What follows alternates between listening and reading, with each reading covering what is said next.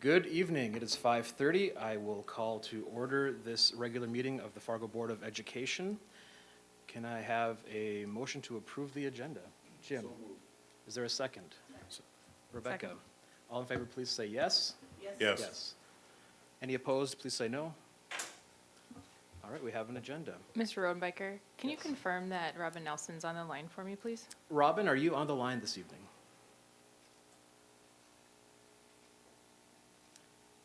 Yes, I am. There she is. Good evening, Robin. We had no one from the public sign up to speak to us tonight, but I do want to say hello to everyone in our audience, whether here or watching online. And with that, we'll move on to the staff reports. FEA report. Hello. We are just finishing up. We've toured all of but 3 schools so far the last about 2-3 weeks. Throughout our tours, it was exciting to talk to a lot of our members and see how the things were going. A couple things that did come up. One of our the major probably concern is the lack of staff at this point. We know it's hard to find the paras and the supports that are out there, but that's really kind of taking a toll on our teachers, and they're having a hard time to fill the para minutes. That's hard to allow for preps and lunch to go on without it. Education time is lost, coverage just in the specials, and also they're being left alone. So those are some really major things that have come out during our tours, and of course our concern is the loss of their prep time as well as the teaching time. So something that we'll be continuing to look into and see what we can work on together to try to find a solution for that. The members were asking for board members to your liaison schools to come out and to spend some time with the staff, asking questions, spend half a day, a few hours out there with them and get the communication with the staff and to see how it's going there, and if anything you guys can do or any suggestions you may have as well for them. They're looking forward for that, and so if you're able to do that, that would be great, and they look forward to seeing you in the schools. We may have noticed last week we did Red for Ed. There was a lot of red going on in our schools, which was great to see the support for members and non-members. This year our membership has increased considerably, probably the highest since 2012, and so it's great to see. It's a great way to show support for the students and the staff throughout Fargo Public. So it was a great day to see us all unite and come together, and there's a lot of educating and empowering and uniting going on throughout every day of the school year. So it was great to see that, and look forward to continuing more Red for Ed days and working together and united. So that's it. Thank you. Thank you for the report. We will move next to our positive school culture monitoring. Superintendent Gandhi, would you like to do introductions, please? Sure. So today we're going to report on our strategic results in Strategic Initiative 3, Positive School Culture Monitoring. We have 3 separate reports for you that will be tied together. One is going to be around how we're going to move forward with our school culture surveys. So this year when we updated the strategic plan, we were very conscious to make sure that we gave a definition of what school culture is versus school climate, because they are 2 different things. And then this year we're going to serve as a baseline data of creating an annual school culture survey that we can report out to the board, as we did in the updated indicators this year as well.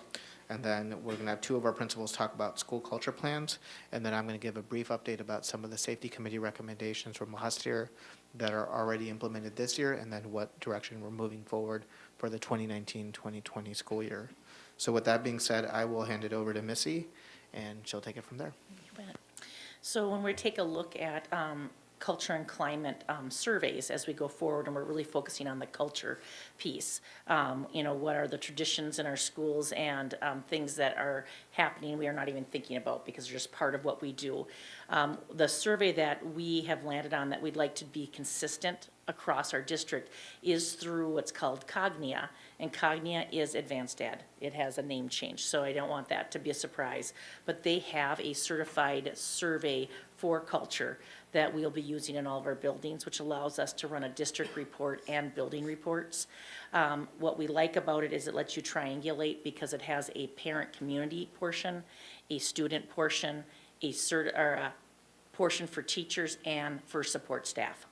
And so that we'll be able to look at it from a lot of different views. It also allows us to filter very nicely through the tool to look at the data a couple different ways. In the past, we have had people write their own surveys, which buildings can continue to do, but we'll have one way for us to view it and bring results back to the board. And I guess the only other thing I can say is that we're not giving it in this first semester. It'll be second semester because we have the required survey from the state on the engagement survey for all students that we'll be implementing from October 15th till December. Any questions about that from the board? All right. All right. Another part of our strategic plan is to make sure that each of our buildings has an annual school culture plans. And just to highlight one of our elementary and one of our secondary plans this year, we have two of our principals in. So I will start with Carl Ben Allison and introduce Mr. Brad Larson. Good evening. Welcome. When we look at our, first off, I need to introduce my team here. We've got Natalie Richter, who's our Dean of Students, and Dean Wilson is my assistant principal. Together, it's so great to have a team that we all work together, and we each have our responsibilities, but we all stay on the same page. Our motto at CBE has been for many years now, great relationships produce great students, and that's really who we are.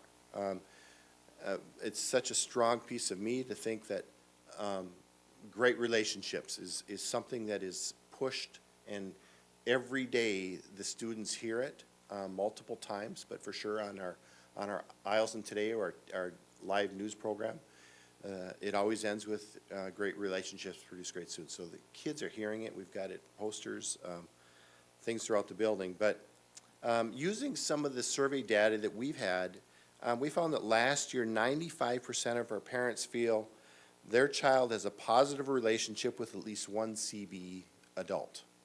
So whether that's a principal, whether that's a counselor, whether that's a teacher, whatever, whatever it might be, we're trying to promote those positive relationships in all ways. And and when we talk about that great relationships produce great students, that's not just the relationship between the teacher and the kids. It's between the kids and the kids, it's between the administration and kids, administration and parents. All of the facets of our CBE community we take into account to try to promote positive relationships. Also, 90.5% of parents feel their child is known by their educational team, and they show interest in their child's education and future. Again, promoting that positive relationship through role models. Second point, teaching and learning. This year we have created, and Natalie will go over that, a new discipline procedure as far as reporting, and we'll go over that. And but we are investing a lot of our time. We have advisory. A huge component of the middle school philosophy is the Bruin time or the advisory time. We are investing time during that to teach the kids about the behaviors and what those look like. For a long time, I think we kind of forgot once we got to the middle school, we thought kids know these behaviors. They know what it looks like. But we found that for us, we need to continually teach that and demonstrate to the kids what these positive behaviors look like. Even if it's walking down the hall, walking in a line like they do in elementary, it's common in elementary. We need to continue to do those things to teach these kids exactly what those positive behaviors look like. We also invest a lot of time in Marzano, teaching our staff what a positive classroom looks like. That's our evaluation system through Marzano.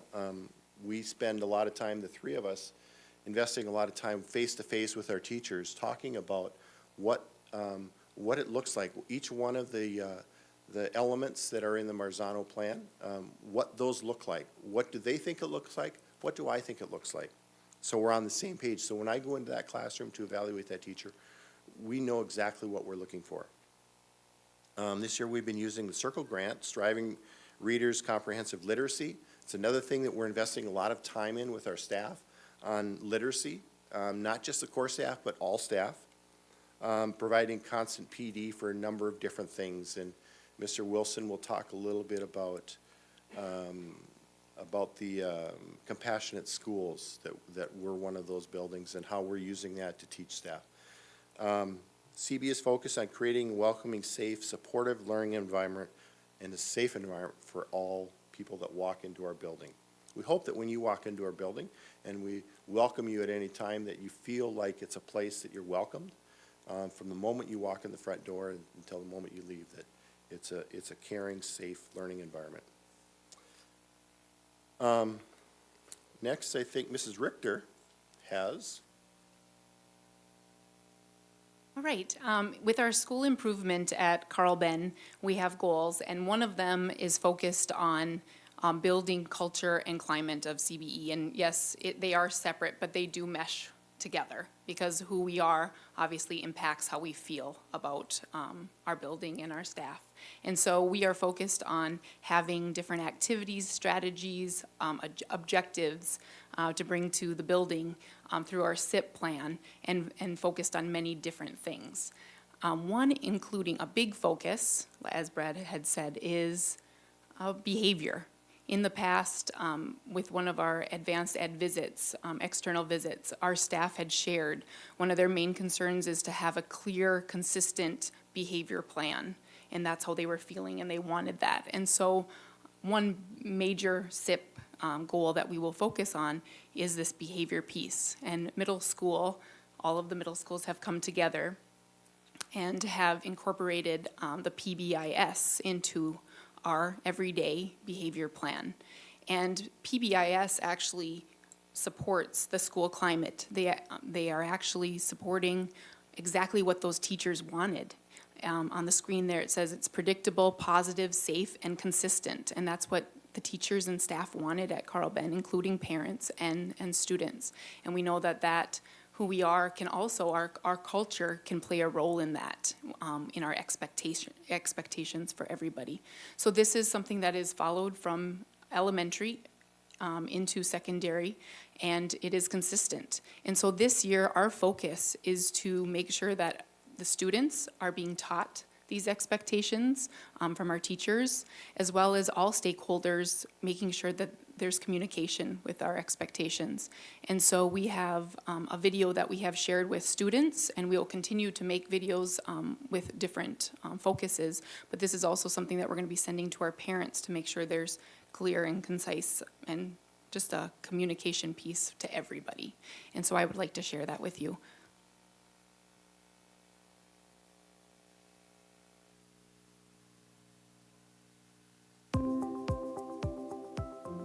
Hello, Carlbun Eielson family and friends. This is Brad Larson, your head principal, and these are our new school guidelines for success. Our district has identified and adopted these 4 guidelines as a framework for all students to know and follow to ensure a great experience throughout their time in Fargo Public Schools. Our first guideline for success is to be respectful. One way we show respect is by listening and following rules such as adhering to the school dress code, making sure that all hats and hoods are removed for students entering the building and remain off throughout the day.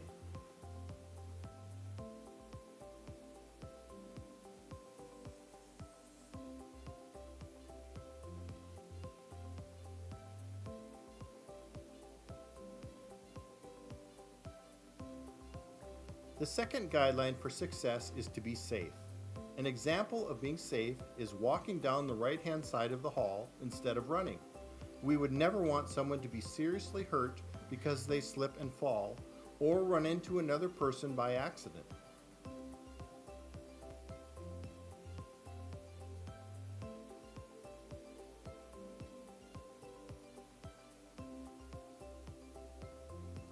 The third guidelines for success is being responsible. A great example of being responsible is to stay clear of possible distractions such as cell phones. Keeping them in your locker during the school day allows you to remain focused on the school lessons.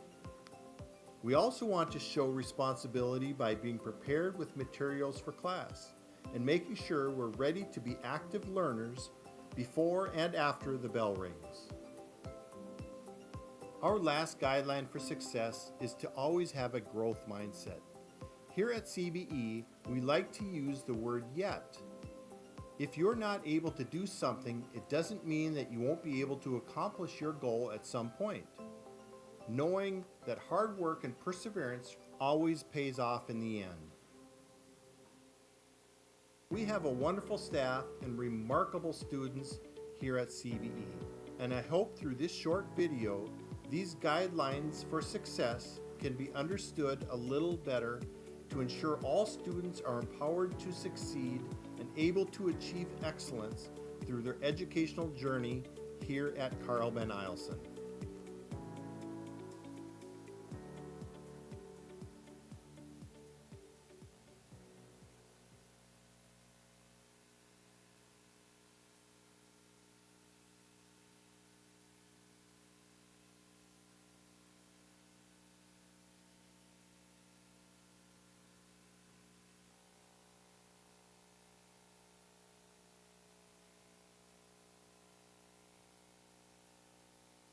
We're pretty proud of that video. I mean, there are people that I think, I hope I give enough credit to people, like Josh, Rudy, Paula Weiler, they put in, obviously, Mr. Larson and Natalie too, but yeah, we're pretty proud of that video, and I think they look like trained professional actors in there, so they're pretty good. So I'd like to talk about compassionate schools, and it's about trauma-sensitive training, that we've had a panel of 8 staff members that have gone, and this will be our 3rd year going to that training, which is, it's exciting because we've learned a lot of things, but I just want to talk, I did a definition for, to recognize the prevalence of adverse childhood experiences and understand the impact of chronic stress with their learning. And we're finding out that we have a handful of those students that need that extra help. Things that we've learned from the training, and we bring this back to our SIP behavior group. We bring it back to our faculty meetings, and I told the faculty that here's what we've learned is my wife had her hip done the other day, and I looked at this saline solution bag, and just one drop at a time is dropping. And one drop doesn't seem significant, but then eventually that whole bag was gone. And I told the staff, I said, things that we've learned from this is, staff want tools. Here's this, this, and this, and we can fix it. It doesn't work that way. It takes time. It takes time for that one drip at a time. It takes time for us to improve and help these students out. So I tell our staff, patience, and we'll try to keep giving you more tools. And we think that as a group, we can do a better job of condensing it, working with our school improvement, with behavior, not to overwhelm our staff that we're doing tons of different things. We got to keep it simple. Things that we've learned is as an example that we'll have kids coming in our building that don't go from 0 to 100, they're already at 80. I go, why are you all amped up? Why are you all mad? I had to get my 4 siblings, feed them breakfast, and we were out of cereal, and I didn't get to eat. I said, well, we got a grab-and-go bag. First period, we got a grab-and-go bag. Students can come in. Our grab-and-go bag is very successful. Kids come up. Our rules in our building is that they can graze at the beginning of that first period. It's fun to walk around where kids are eating because you think of Maslow and your needs, and they're getting fed. So we'll have some students that come in up here, and all of a sudden, just because they got to eat. Just because they got to eat. Mr. Larson alluded to earlier about our Marzano and our training, and we've been challenging our teachers. What are you doing differently? What are you doing different in that class? Because sometimes they get so caught up on their instruction, they got to roll right into math. So I said, what are you doing differently in there? And we got some teachers doing some crazy different stuff. Like, for instance, you go into class, and the screen's up, and they got the ocean, and they got the breeze and the waves of the ocean, and you're in there, and I'm going, wow, I feel myself going, calming down. Because a lot of times you don't know who's amped up in there.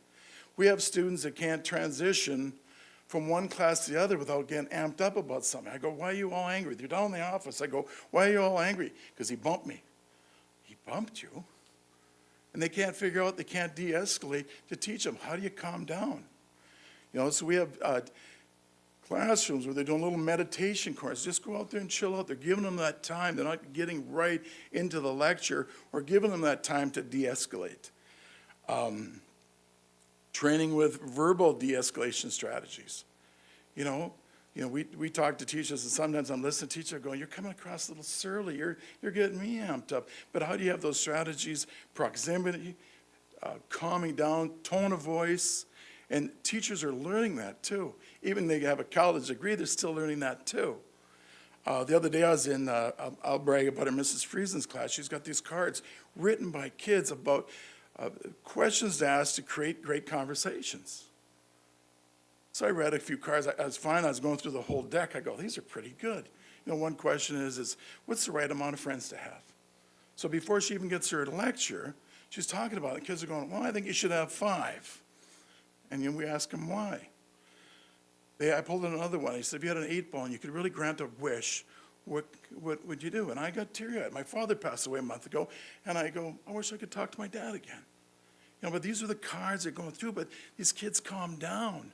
And that's what's exciting in our classroom now is teachers are doing different things, trying to calm them down. So that's the excitement, but we constantly remind our teachers, it takes time. It takes time. It's not a quick fix. It takes time. We have a lot of kids that come in that have a lot of things going on.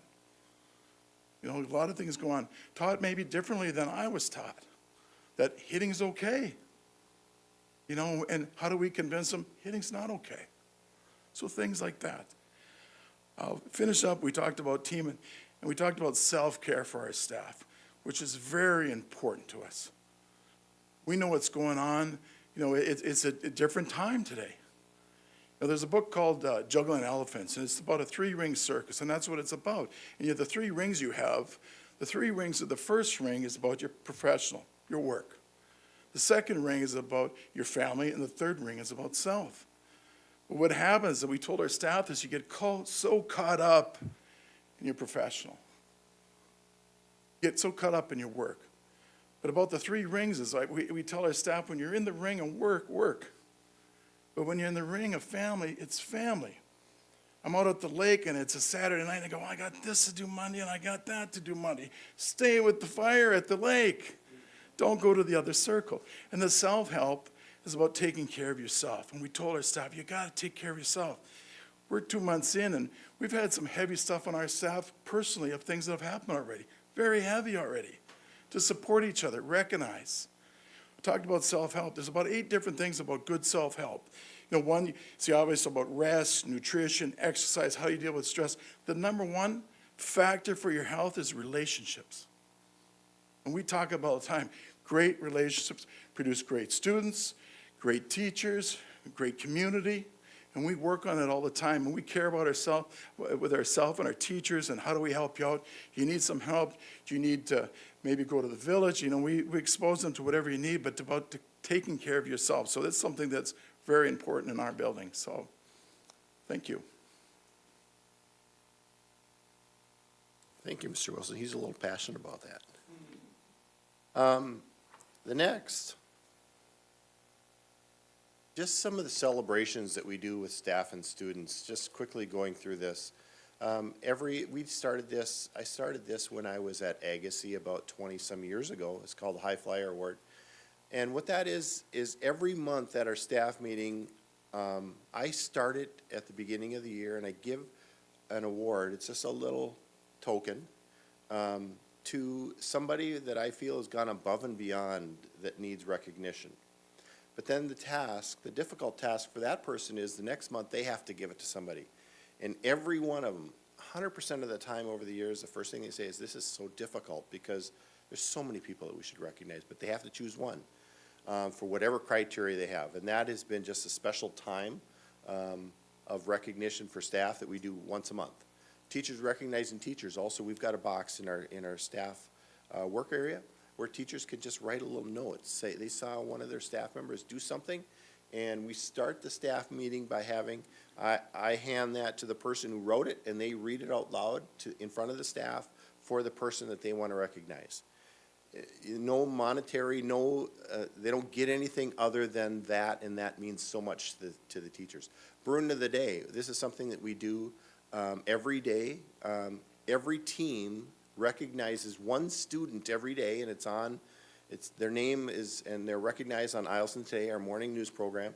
The kids then come down and they get a cookie coupon and they get a T-shirt that Sherling sponsors us, which says Bruin of the Day. It's funky colors, and they can pick and choose what color they want.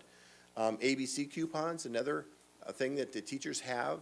When they see students doing something above and beyond, they can give them a coupon, which goes in a box in the counseling office. And then every other week, we draw out about 25 of those names, and they come down and have ice cream with the principals and the counselors. Kids absolutely love it. Individual team celebrations, they're constantly doing celebrations as a team. Positive phone calls, we started this last year. I think we got this from Vince Williams at Discovery. But we have chosen now, we take 1 hour away from parent-teacher conferences, each conference time, and the teachers each semester have to make an hour's worth of positive phone calls home. It can't be calling home for discipline and then you bring up positive. It has to be a positive phone call, not an email. It has to be a phone call, face-to-face contact with those parents for 1 hour. And we found that, we did it last year and we're doing it again this year. What a benefit. And that it's sometimes tough for the teachers to find the time to do it, but they always say, that was so worth it to have that positive conversation with the parents. So again, we're constantly looking for celebrations for both our staff and students. Mrs. Richter. I just want to add with the positive phone calls, it's fun for us to read and see what the teachers are calling students about and sharing that with students that we come across as well. So to end, we just want to say that we have a commitment to continually assess, and I'm excited to see the new surveys that will be out there that we can use to adjust. And it's a huge component of our school's success, and we just need to continue getting all stakeholders' feedback to adjust, but also it's always changing. And so we need to make sure that we're open to new objectives and new strategies and new activities that are building. Like we have some that we've done for many years, but also willing to try new things. So thank you. Questions? Any questions that you have for us? Brian? Yeah, do you feel the message is getting out to the parents? Absolutely. I continually put out Connect Ed messages on different things. The videos that we're doing, this is something new we're doing this year, so we're not seeing the results yet of that. But as we're teaching the kids these new behavior expectations, we want to keep the parents right in line with what we're doing. The video is very good, too. I was going to comment on that. Other questions? Rebecca? I just want to mention, Dean, Mr. Wilson, I really appreciated the information on what you're doing at the school to pay special attention and focus on your staff and their well-being, because we all arrive at school, whether we're kids or adults, with whatever we experienced prior.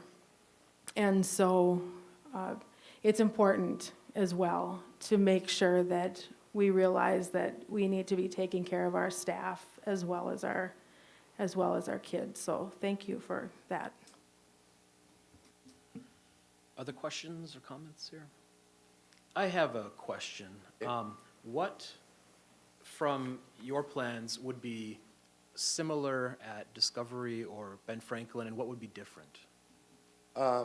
First off, similar, the guidelines for success. This is something that we're doing across the board.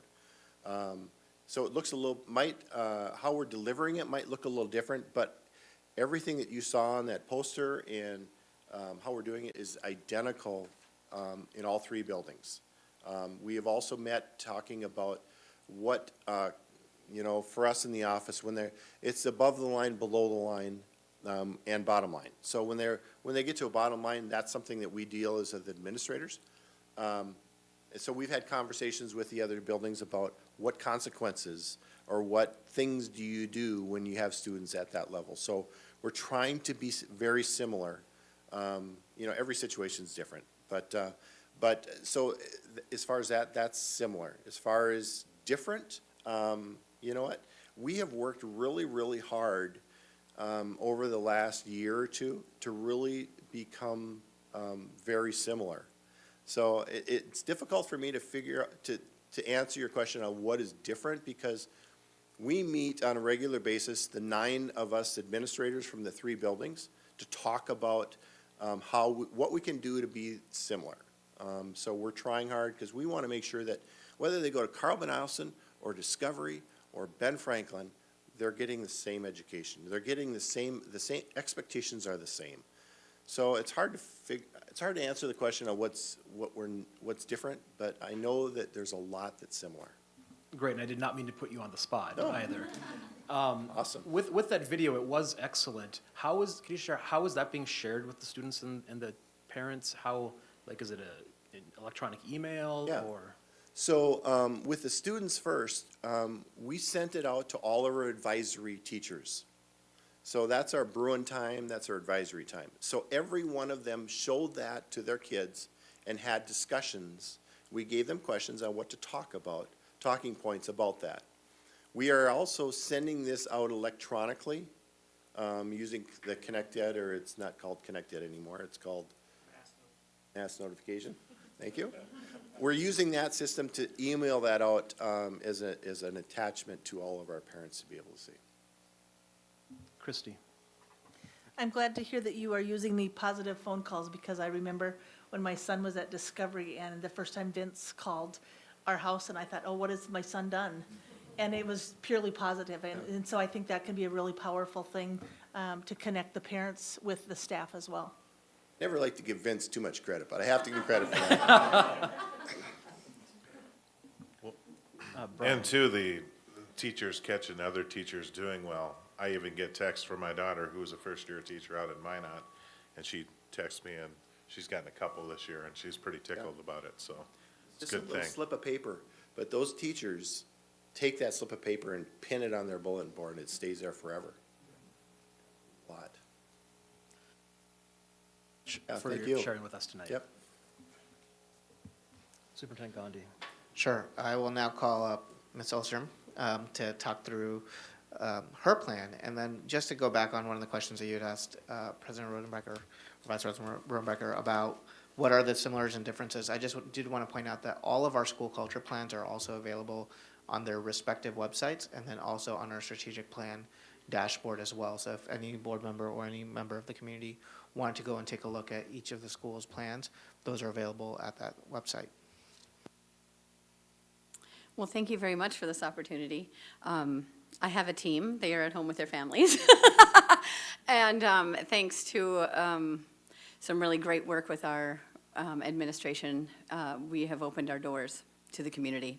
So we have a wider team. So we're just here to talk about our what we're doing to support our culture and climate at HMR. And this is my 3rd year as their administrator. And so we've gone through some things, some changes.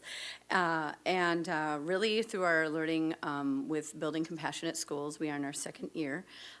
We were given an idea to make a short video about This Is Us. It was about 8 minutes long, so I was told I only had 8 minutes, so I pared it down to about 2. Thought I'd share it with you so you understand our why.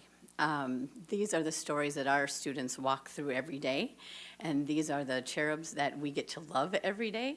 And so without saying too much more, I'm gonna let you enjoy the video and we'll talk more after.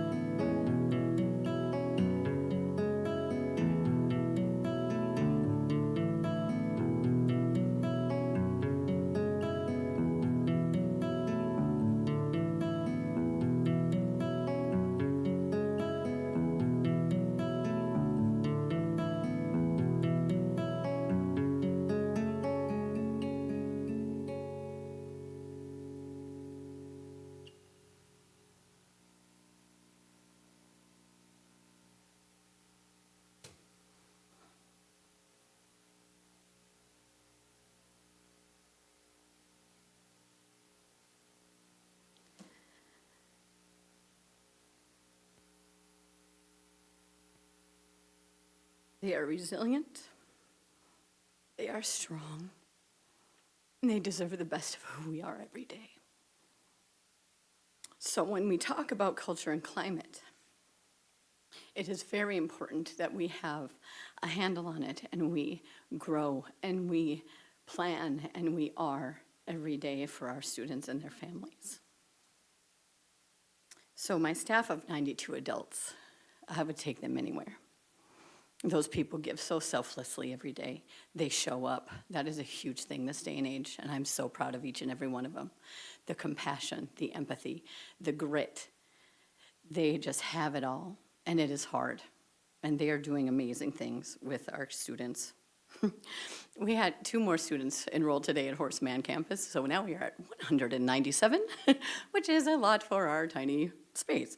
But we grow right now by 2 or 3 every week. We still have a lot of rental properties around our buildings, and they are being filled by families. And these families are coming with young children, and this is great, so we are excited to welcome them. We have about 162 kids at Roosevelt, and again, just welcomed a few more today. So every other week or 2, we're still growing by 2 or 3 students. So we have about 359 students overall. So when you think about our 92 adults and our 359 students, and our 359 plus family needs, our culture and climate grants and are aligned to the strategic plans are invaluable. We do things to celebrate our students every day. We have adopted some core values, and this year they are safety, trust, and love. And we feel like that they encompass everything that we're trying to do for our students. Building safety between myself and my staff, trying to work with each one, how they need to be worked with, trying to work with each child that you're still trying to learn their names, each and every day, and then their families and what those needs are, and then encompassing my team of SWIFTs and outside agency support and support from the district. We have a base of our character pillars, so we focus on that trustworthiness, citizenship, our respect, responsibility, fairness, and caring. And that pairs well with the trauma models, because what we can do is when we have a child come to us and we don't know what lagging skill they need, it gives us a foundation of the questions to ask. What's up? How can I help? And we understand and are shifting our minds ever so slowly from the punitive consequence to the restorative practice. So having those trauma modules were great foundation as well. Fostering resilient learners. It was a book study that we did my first year because I felt like this was coming. And we needed a movement. We needed a piece of research-based material to start with. To start investigating how we could serve our families the best and how we could serve our students the best and take care of each other. We continued with the social emotional learning, and we had that today, and it's interesting that we talked about the secondary trauma, and they're now calling it empathetic distress, and it is alive and well. And so our team, Jackie Schultes, Jay Erickson, and Allie Farstead, we are working on trying to pair that together with how we incorporate our meetings and what our needs are for our staff to make sure that we are also addressing the 92 adults and what they see and hear and learn about every day. Our PBIS is Tier 1 focused. We are trying to beef up our Tier 1 so everyone gets the best of what we have, and then we will go further if we need to, and we do that using our positive behavior interventionist and our positive behavior technician. These ladies have been godsends to us. For our Tier 2 and our Tier 3 students, they are the stopgap to special education in the long term, and they are collecting some great data, so I am really excited to see what Year 2 looks like. As Year 1, we had enormous success at both campuses. We use our PTA. Last night, we had our PTA meeting, and we actually grew by 4 members. Like, it was fantastic. I didn't make enough copies for the first time in 2 years, so woohoo! And that is one of our goals this year, is to make sure that that partnership between families is alive and well. when I got the torch from Kim Caldwell, you know, we had families that were 90% at conferences and things. We took a little dip year one, and then we're climbing back up. So it's really important for us to maintain and sustain those relationships. And the positive phone calls home. So I have tasked my staff with that as well for the month of September and here into October, heading into conferences, making sure that every parent has had, or caregiver has had a chance to hear how much you do love their student, and so we can focus on those meetings. Mr. Peck and I, my admin intern, will also be making those phone calls, so we have divided up the grade levels and are continuing to do those as well. And we will do that 3 times a year for the rest of our life, because we believe that that is a very important part of our fabric. We serve families who didn't have a great time in school. Some have dropped out, and we want to help break those cycles. So we're doing the best we can there. The UCARU training we have done, it's a positive trauma-based support for our kids who are in crisis.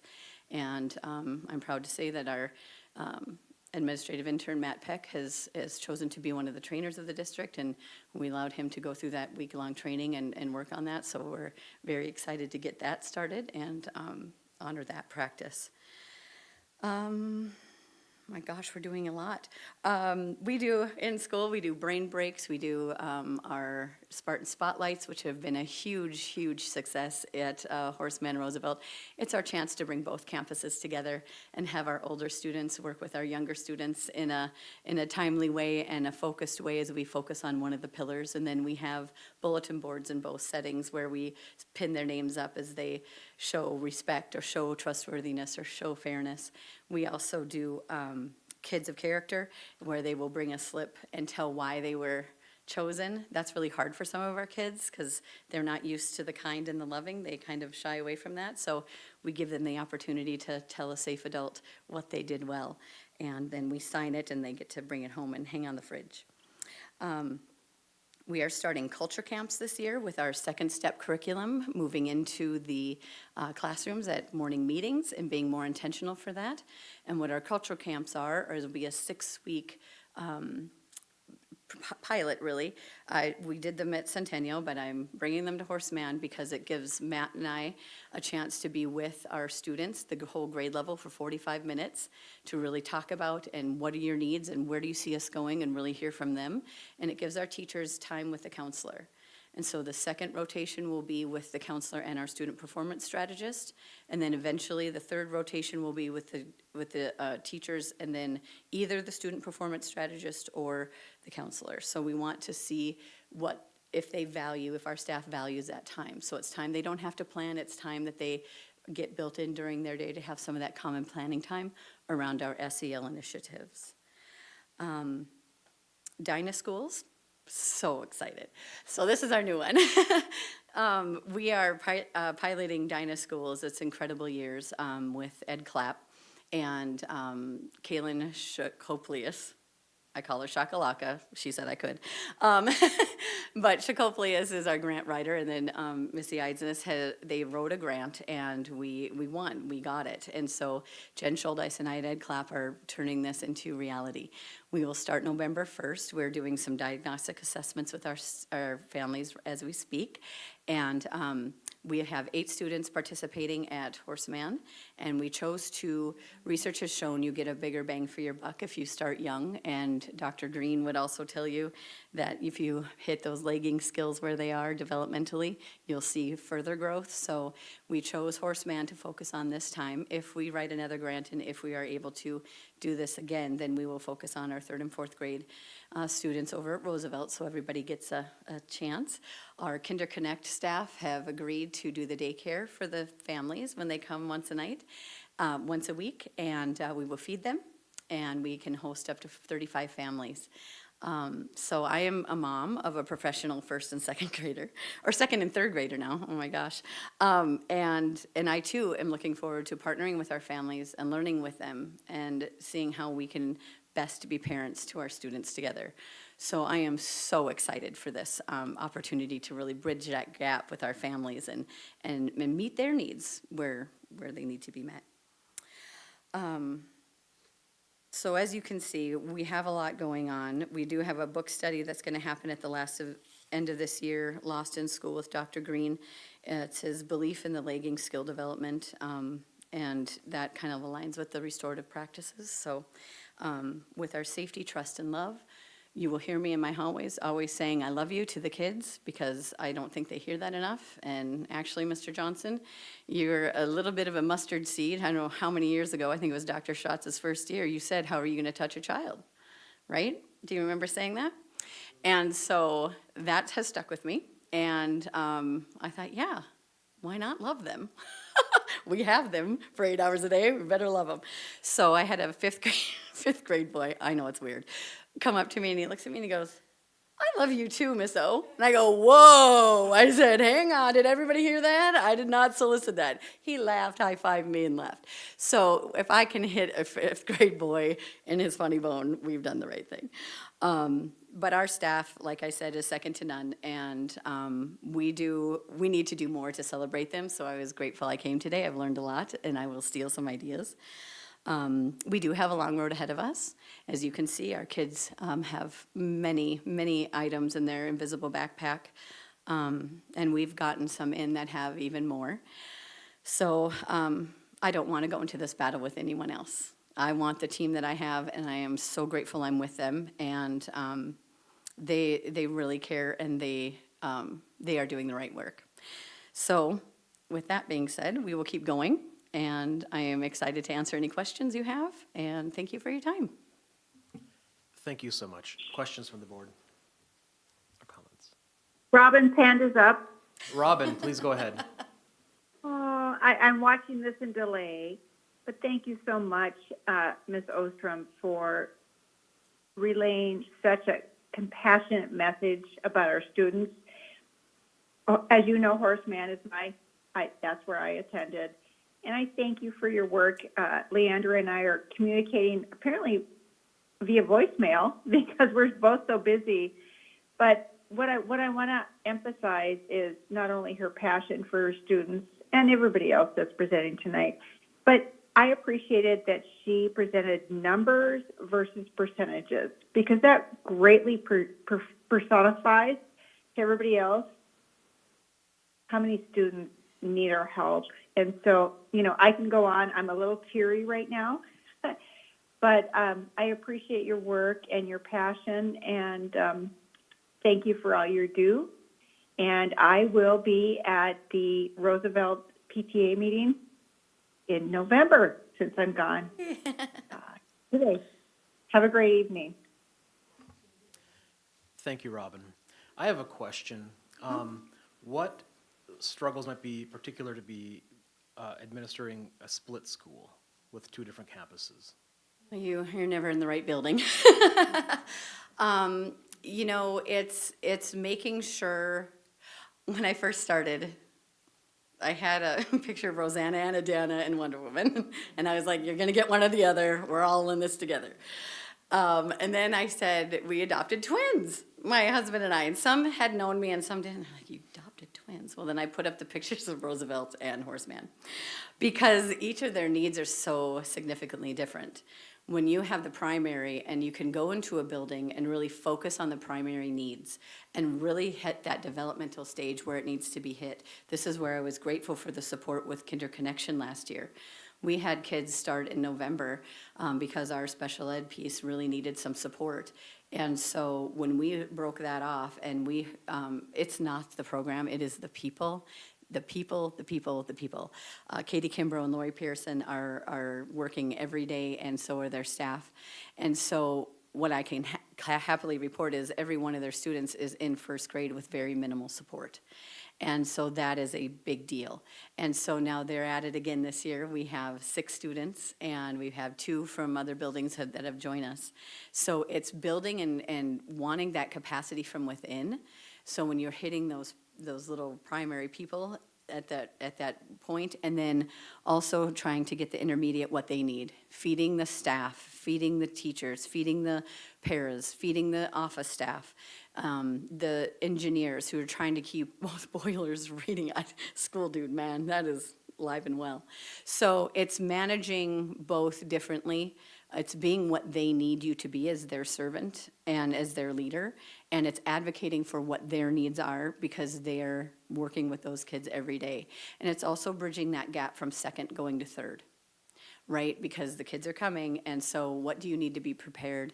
And so it is challenging. It's only 3.5 minutes away, but some days it's a really long 3.5 minutes. Grateful for the support of Mr. Peck. So if we are allowed to go ahead with a dean next year, then I would welcome that. The one thing that's also really challenging is the student performance strategist piece. We don't have enough students at third grade to warrant a full-time student performance strategist. So I find us trying to team and collaborate and piece together what that looks like as far as coaching for our staff. I sat with my entire staff except for 4 people, the 2 building engineers and the 2 secretaries in our office, and we took the Circle Grant this year. And so it was really important for me to be with those people to try and really figure out how is this going to work, who's going to lead what, and what can we do, knowing I'm only there half-time. So it's really about building that capacity within, trying to find those leaders from within, and making sure that we're hitting the needs of our staff and our students. It's tough, but I love it. Thank you very much. Yeah. Anything else? Thank you. Follow-up question from Robin. Robin. So student performance strategists, where are they placed in our budget? Are they administration or are they teachers? Perhaps Rupak or Jackie can answer this most appropriately. They're in the teacher line. Okay, thank you. Thank you again very much. Thank you very much. Superintendent Gandhi. Sure. The last piece about under positive school culture today was just really following up on our safety committee and the work that we did last year. So as most of the board is aware, in last year's operational plan, we had the development of the safety committee who was charged with providing the board with recommendations on how do we address some of the complex student behaviors and safety concerns that we've had in our district. So we had that presentation last year. Since then, this year has really been a focus on continuing that work and implementing some of those recommendations. So there's about 4 things that we've done right off the bat, and then I'll talk about what we're doing moving forward. First and foremost, our biggest lift last year was changing and revamping a lot of our district policies to start allowing mental health services into our schools. The reason that we had stricter policies prior to the end of last year is because, to be totally honest, until recent years, mental health and mental health services haven't been a major concern, and those policies were really geared towards duplication of academic services that were trying to come into our schools and provide services for students that our teachers were already doing. So we revamped all of our policies to now allow any mental health service provider or therapeutic service provider to come into our schools at the request of a family or principals. They go through a workflow that ultimately goes through our associate superintendents, who look at space, availability, time, and then most importantly, make sure it's not a duplication of services for our students. And if feasible, then we are providing services and allowing mental health service providers to come into our schools and different agencies. It's been successful for the students that were able to get the help they need. It's not successful in the fact that it's not equitable across the board. When we talk about billing and we talk about who can qualify for some services and who can't, that's something that we're continuing to work through, but at least that's one of the recommendations coming out of the safety committee is we need help and we need mental health experts in our schools that we're able to start for this school year. Second piece was something that Mr. Wilson touched about, which is that staff self-care. So one of the big recommendations coming out of the safety committee was looking at how do we provide stress management and compassion fatigue training to all of our staff. So this year, this month alone, we provided about 5 to 6 different opportunities for stress management training that staff members have been able to go. We've had attendance from 22, I believe, to about 6 to 10 individuals. That's just one avenue. On October 21st is our PD Day, and one of the avenues for training for all of our staff members is going to be able to attend a stress management training. So this semester has really been focused on providing ample opportunity for staff members to attend stress management training, and then next semester is going to be on compassion fatigue. So HR is working with all of our building principals to schedule at least one compassion fatigue training at each of our building level, each of our schools that's open to other staff members. So if a staff member is unable to go to the training that's held at their own campus, they can go to another campus as well. So really pushing those things and providing staff either the opportunity and the time to attend, or providing CEUs, which is their continuing education units, to attend if they're attending on their own time. So that's been something coming out of the safety committee. The third thing has really been a focus around paraprofessional training and changing our paraprofessional model a little bit. So this year is the first year where after our staff opener, that speaker actually stayed back and provided paraprofessional training to 3 separate groups of paraprofessionals. We've gotten positive feedback from that, but that's not it. It's not just 2 days of training. I think one of the things that we've really learned in our district, and something that Mr. Marquardt talked about earlier as well, is that there is a lot of paraprofessional movement throughout the year, and a lot of staff that are hired throughout the year. Currently, we're struggling. We're not even finding enough paraprofessionals across the board, but when we do, how do we get someone into a classroom, sometimes with our neediest child, but then provide them the training that we need? So we're really focusing on making sure that when we hire someone, before we put them into a classroom, we have a structure to provide them with, whether it's a day or a day and a half or 2 days of training, and making that a standard practice. Well, in order to do that, we have to have the resources to do ongoing training continuously throughout the year. So we've developed a lead paraprofessional model, where we're going to be training a set of paraprofessionals to serve as lead paraprofessionals, and then when we hire other paras during the year, they can go through some basic training with the paraprofessionals. So the staff that we're hiring, especially some of the staff we hire mid-year, aren't thrown into a situation where they have to immediately respond to some of our neediest learners and then maybe not have all the tools they need. So really trying to bridge that gap of providing that training. So those have been some of the major focuses for us as a safety committee. The last group, we had 4 subgroups in the safety committee, or 3 subgroups. The last group was really focusing on how do we create a consistent chart of behavior flows in our district. So for the most part, respecting individual circumstances, but if X happens, how should a teacher respond? Or if Y happens, how should a teacher respond? While we started that work, we realized that some of that's already built into our 2 policies that we have, our student discipline and reporting, behavior and reporting policy, and then our suspension and expulsion policies, because we talk about what's major versus what's minor and how to respond in those policies. So the safety committees are really focusing on looking at those 2 policies, and that's what their work is. We've had 1 safety committee meeting so far. We're meeting again next month. That's what we're going to be looking at. And then after that, we'll go back to recommendations. And just working with David, I think the last conversation we've had is that this year we've seen a little bit of a drop in attendance from our safety committee members from last year as well. So David and I said that as we finish up looking at our policies, we'll look at their membership for the next couple of meetings. And then if we need to open it back up or look at adding other members, then we'll do that accordingly. So just wanted to give an update on the work of the safety committee so far this year and where we're headed. Thank you. Comments, questions? Rebecca, you have your hand up. Regarding the mental health services that are able to start coming into the schools, who's responsible for the payment for those services received? So with the mental health that we have currently, it is a SWIFT that our counselors usually work with the family, and they're already seeking mental health, and they're saying they're having trouble accessing it. So really, they are the ones arranging the payment through their insurance or MA.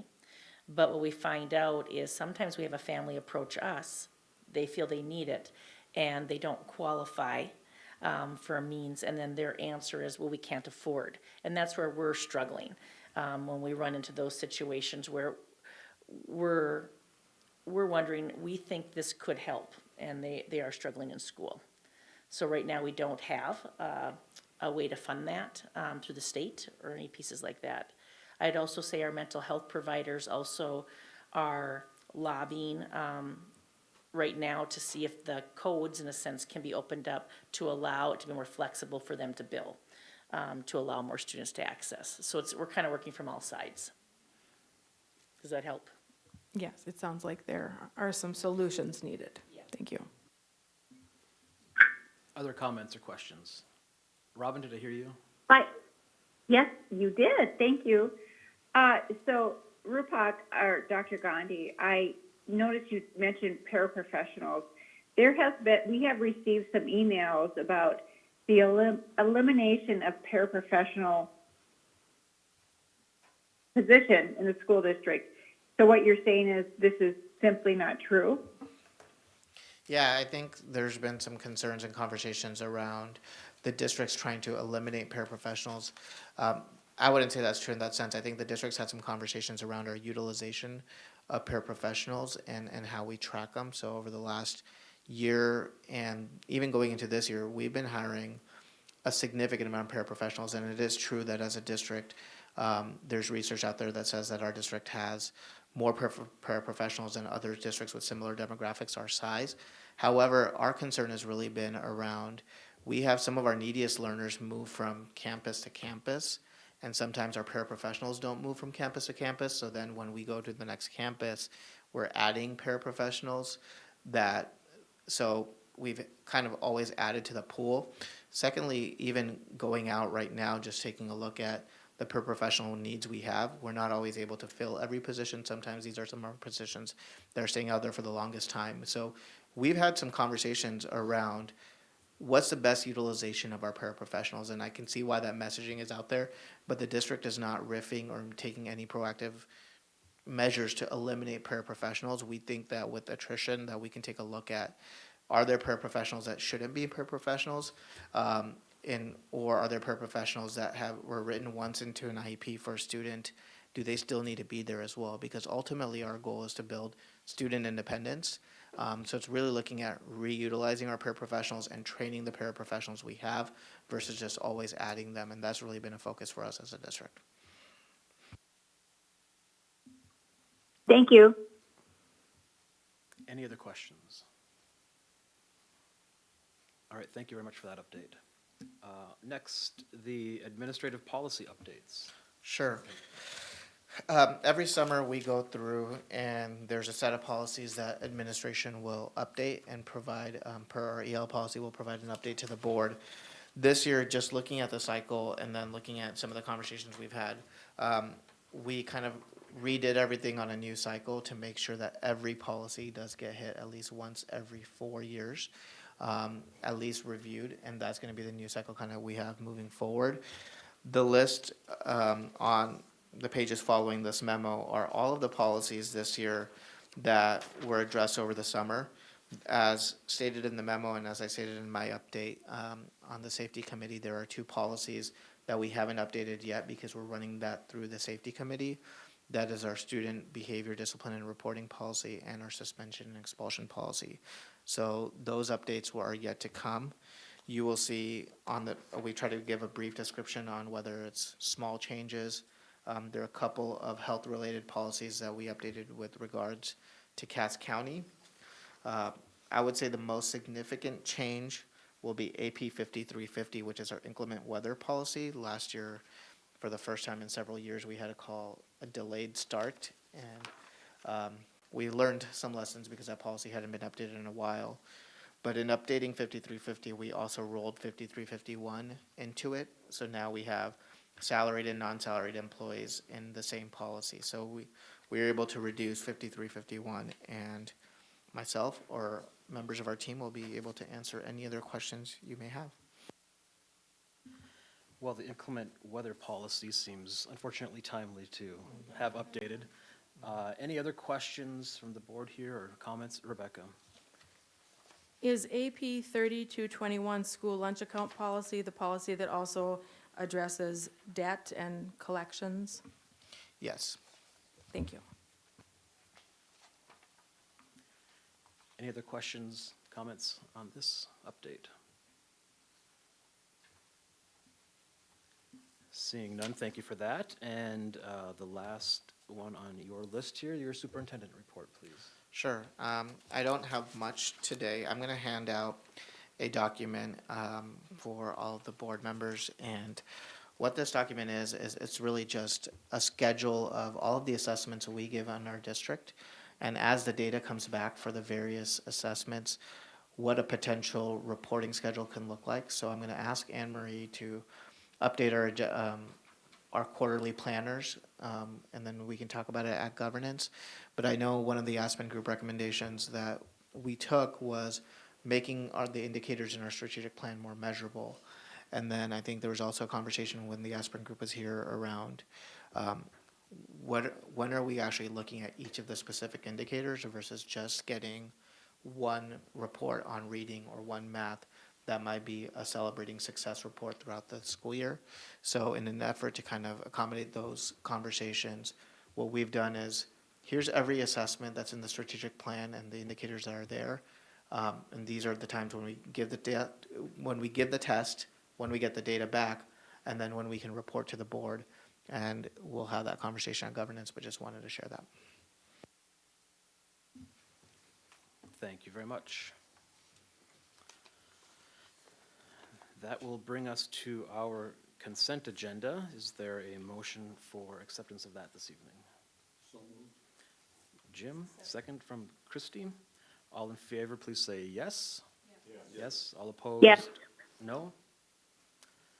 All right, on to our business and the long-range financial plan. Jackie, would you be interested in this for us tonight? Thank you. You had, sent out to you the updated long-range financial plan that we have put together. Tried to do a little formatting change to it just to hopefully make it a little more readable for people. And I guess I would hope you had a chance to review it. I would welcome any comments or any questions. I won't go through and read it to you, of course. Just want to remind you that this is truly a projection under a set of assumptions. We know those assumptions will change over time, and as they do, we will update the plan. But we're waiting for the long-range facility plan to be completed because it plays a big role, especially in our building fund, and what we will be able to do going forward. And in addition, then, as other things, as contracts are settled and that type of thing, later in the year now, we will be sure to update if there's any changes from the projections as well. So if there's any questions, comments, suggestions for changes, I would welcome that. All right, before we get into discussion, I would accept a motion to approve the. So updated- moved. Brian? Second. And a second from Christy. Discussion. Robin, I know you had wanted to talk about this, and it can be difficult to be a part of the flow, so I'll let you discuss, and I know I have a handout here from you as well. Thank you for distributing my handout. I think it's important to note, and I apologize for a bit of a delay in my audio. This plan, thank you, Jackie and team, for building that. But it is truly a responsible tool that helps the board understand that we were required to analyze the long-term financial sustainability of the district in its entirety. I am concerned that our projected expenses will be at about over 3%, but the revenues are predicted to be at 2.59%. We have some very important considerations as we move forward. Those are noted in the handout that I provided. We have some limitations from local taxpayers that we need to respect, but overall, I see two very important considerations that the board needs to analyze very soon. If we intend to continue our expected growth of annual expenditures of 3.01%, we may need to approach voters sooner than 2027.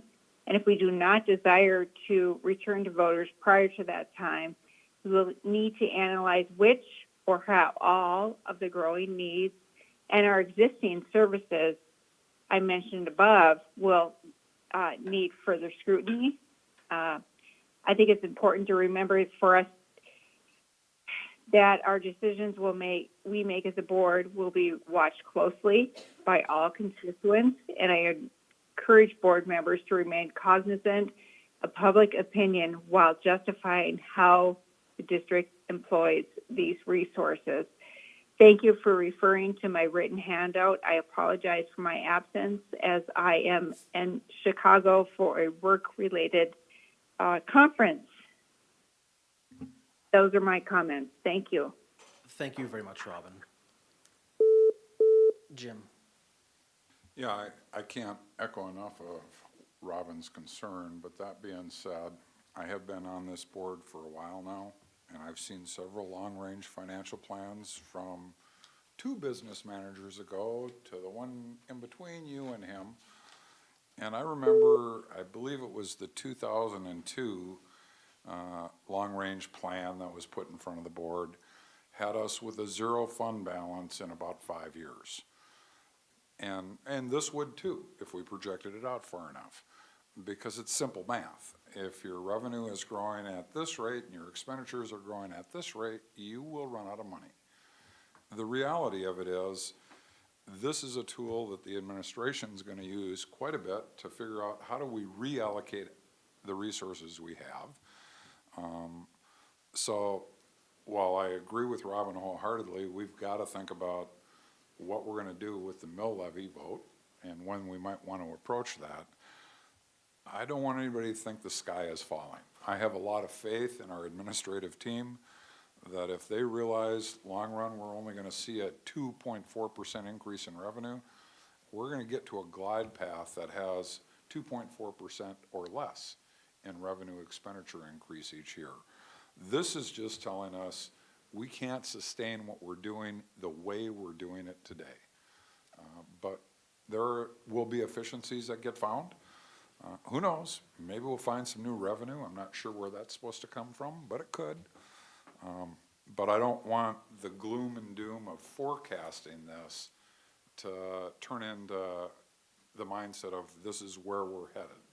This is where we're headed if we don't do anything different as a district, but I'm pretty sure our leadership at the district level is already thinking about, okay, how do we maintain what we're doing in class size?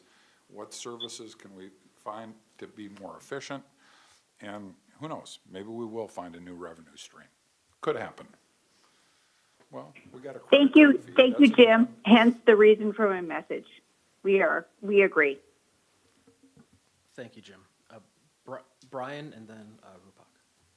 And there possibly could be some revenue streams. As we know, the legislature's going to meet twice more during those 5 years, so we don't know. We do know that there's $6.2 billion in the legacy fund, and so I'd be anxious to see, what happens with those dollars that we're all watching. And I guess there is conversation that people are going and testifying to these committees that is going around to find out what to do with those dollars. As I think about that now, at our meeting this morning with GAC, do we want to maybe go out and represent Fargo School? I don't know, just a thought. Thank you, Brian. Superintendent Gandhi. Yeah, I think as the board considers the long-range financial plan, I'm grateful for all the comments so far. There is just, I want to have everyone just take a look at page 13 as well. The long-range financial plan and the long-range facilities plan serve as blueprints and a guiding document for the district. And then we bring the individual projects, the big projects that are on the district's radar to planning and obviously the board individually for the votes that they come.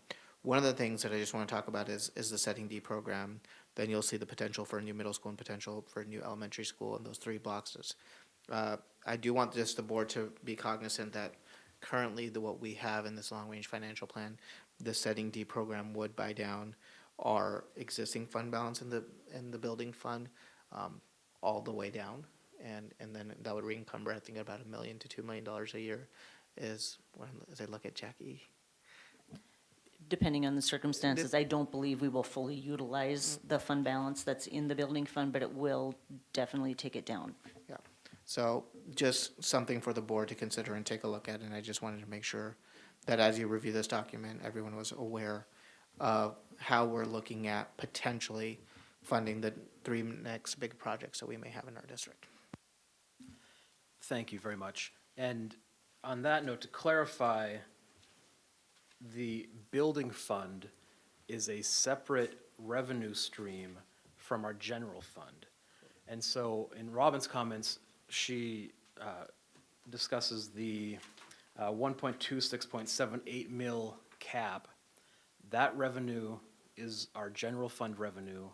That goes towards teaching and learning, operations, those line items. What is our current mill levy for the building fund? So these projections include both the special levy and the building fund, and it's 26.35 mils. Okay, and those monies are restricted for use on essentially new bricks and mortar. Correct. Construction projects, anything renovations, new construction, that type of service. Okay, thank you for that clarification. Any other comments or questions or other discussion on the motion in front of us to approve this long-range financial plan? Rebecca? I just want to say that I support the conversation that we have had. And those remarks, I would echo those. All right, thank you very much. No other discussion? Then Anne Marie, would you please call the roll? Sure, and just since I have you and Robin here, should I call you last and Robin within, or would you want me to call Robin last? Since I'm presiding, why don't you call me last? Very good, thank you. Johnson, Yes. Knutson, Yes. Brian Nelson, Yes. Robin Nelson, Yes. Ulrich, Yes. Rodenbacher. Yes, the motion passes. Next on the agenda is a possible executive session. I would entertain that motion. Jim?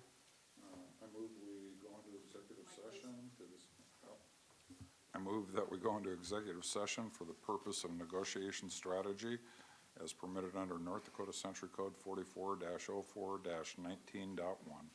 Thank you. Is there Brian has a second? Any discussion?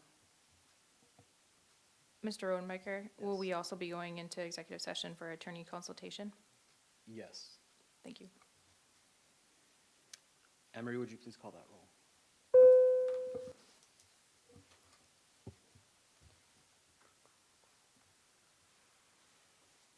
Sorry, my listing's a little different with our absentees tonight. Knutson, Yes. Brian Nelson, Yes. Robin Nelson, Yes. Ulrich, Yes. Johnson, Yes. Rodenbacher. Yes. All right, we will enter executive session. We'll take a short break here as the room is cleared and the facilities are set up. Thank you.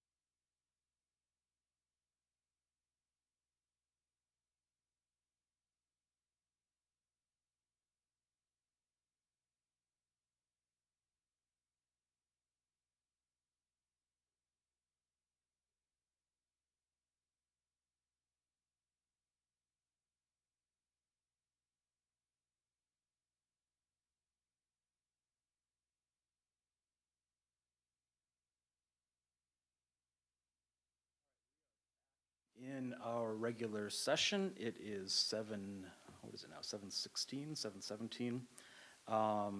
Next on our agenda is our committee liaison and correspondence reports. Jim, let's begin with you tonight, please. Since last meeting, I attended governance, I attended planning. This morning, we had a GAC committee, and I want to thank those that were able to be there. For those of you that want to just note it on your calendar, our typical date is going to be the second Tuesday of the month for GAC committee at 7:30.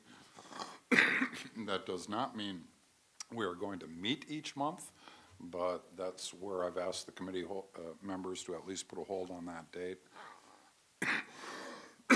Excuse me. And this afternoon, I was on a conference call with the board of directors for National School Boards Association in the Western region. They just got back from a national board meeting, and they had a couple things they wanted to update me on, and I figured I might as well update this board. Tom Gensel, our executive director at the National Association, has put in his retirement notice. He'll be retiring shortly after the conference coming up this next April, I believe. So that search will start just about immediately. And apparently, there's something afoot out in California. I don't know if the ground is shifting out there again, but for those of you that maybe weren't aware of this, there was a lot of pushback at the board and at President Pugh last year, and he's from California. He used to be the president of the California School Boards Association. There's rumblings that they may send a letter and withdraw from the National Association altogether. So they're not happy about something, and I think that something was that people were picking on one of their own at last year's conference, questioning spouse travel and all kinds of things. So it's just nice to know politics happen at all levels of organizations. And I'll keep you posted as I hear more there. And that's it for me. Thank you, Jim. Robin, did I hear that you've rejoined us? I am. Thank you. Great. Would you want to give your liaison report? I provided a handout in my absence. I think that will suffice. Thank you, Robin. I will distribute that Thank now. you. Rebecca. The Crossroads Powwow was last weekend. I attended that as I serve on the Native American Commission. And another item in relation to that is on October 14th, we celebrate Indigenous Peoples Day. And the students from Fargo schools will be, from what I understand, celebrating over at Moorhead High. The city of Moorhead is for the first time recognizing Indigenous Peoples Day, so we're joining with them in that celebration. There'll be a powwow and a dinner that evening. So for the public too, public is welcome to attend. And communications meets at 7:30 a.m. October 22nd. That's my report. Thank you. Thank you, Rebecca. Christy, your turn. I was at governance, planning, and the court hearing, and those three things. Thank you. Brian? And I was at the planning last Friday, and Jackie, appreciate the handouts and things and getting all those organized. Jim, appreciate all the information this morning. It's great information. You gave a lot, and we need to focus on those things and see where it goes for K-12 funding for the next time they meet. All right. I have distributed the president's report. None of my work, so thank you to whoever had completed this. I'm sure that was mostly Anne-Marie. Thank you. If there is nothing else, our next regular meeting date will be October 22nd. We are adjourned. Thank you.